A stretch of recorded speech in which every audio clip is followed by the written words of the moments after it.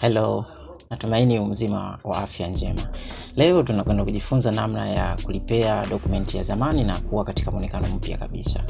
Unaweza ukawa na dokumenti ambayo inaonekana katika muonekano wa zamani sana, na pia ukawa na uhitaji wa kuifanya dokumenti hiyo iwe katika muonekano mpya. Unaweza kufanya hivyo kwa kutumia Microsoft Word. Ni rahisi sana. Cha kufanya, hatua ya kwanza ni kupiga picha hiyo dokumenti, na baada ya kuipiga picha hiyo picha unaenda kuiweka katika mfumo wa JPG. Kwa mfano hapa tayari nimeshapiga picha hii dokumenti ambayo nataka kuilipea na iwe katika muonekano mpya kabisa. Hii picha nakwenda kuibadilisha kwa katika mfumo wa JPG, kitu cha kwanza.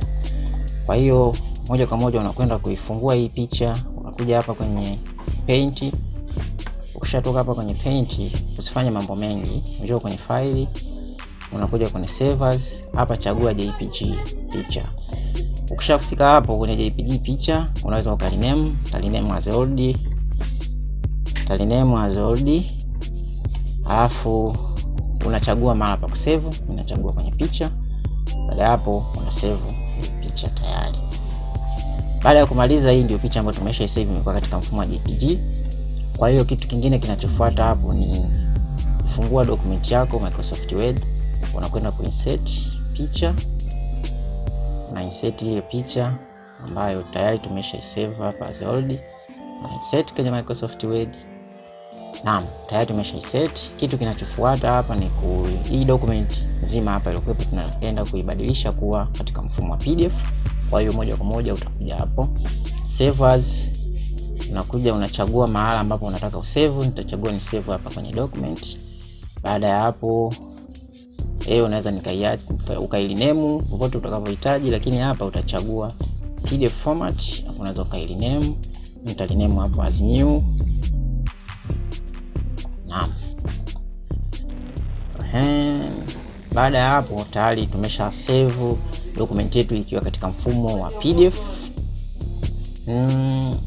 Hatua sasa inayofuata, hatua nyingine, tunakwenda kuifungua ile document.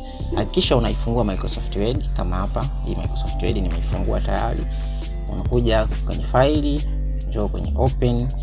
Ukishakuja kwenye Open, njoo katika sehemu ambapo umesave document yako. Nakumbuka kabisa ni save kwenye document na ni save as new. Kwa hiyo hapa unaifungua hiyo document ya kwako. Hapa document yetu ile ambayo ipo katika Microsoft Word sasa ipo katika PDF, sasa imekuja kufunguka kwenye Microsoft Word. Kumbuka ilikuwa picha.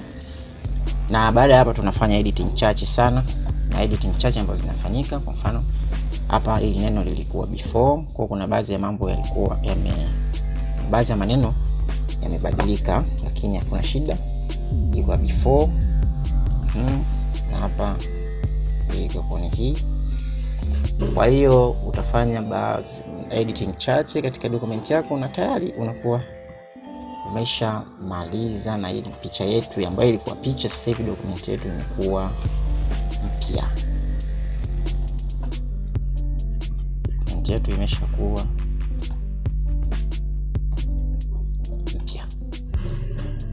Kwa hiyo tayari document yetu hapa imekuwa mpya, lakini bado kuna vitu vichache ambavyo nataka nikuoneshe. Tayari ile picha imeshageuka kuwa document safi kabisa, imeshafanya hayo. Hapa nje tayari kuna border.